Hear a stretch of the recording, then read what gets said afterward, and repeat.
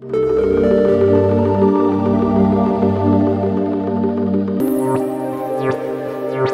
ans plus tard, TNT s'installe en Europe pour mieux rayonner et le centre de tri, ici même à Liège Airport, se retrouve au milieu de ce réseau international.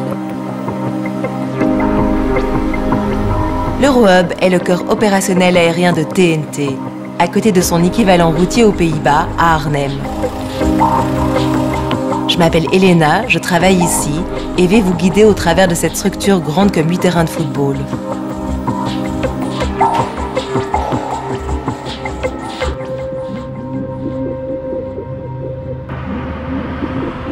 Les avions, les camions, tout est synchronisé. L'entreprise tourne 7 jours sur 7, jour et nuit, surtout la nuit, particularité de l'Eurohub, l'un des plus gros centres de tri en Europe.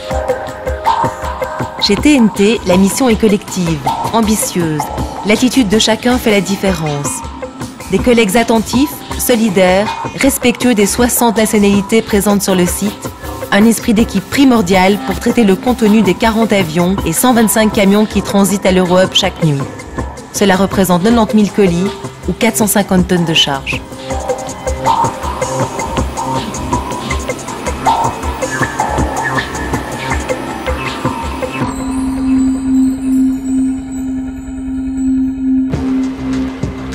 Les charges issues des avions et des camions sont traitées dès l'arrivée au hub sur l'un des rails d'entrée. Ce qui est en dessous de 30 kg est envoyé par convoyeur vers l'étage supérieur. Les colis au-dessus de 30 kg restent au niveau du sol. Ils sont identifiés, récupérés par chariot élévateur et distribués selon la destination finale via des zones temporaires codées par couleur.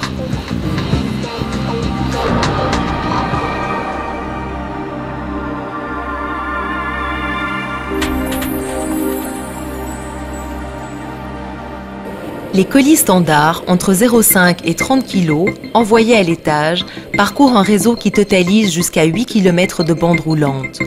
Les scanners orientent les colis d'abord vers l'un des 2 circuits de sortie possibles, air ou route.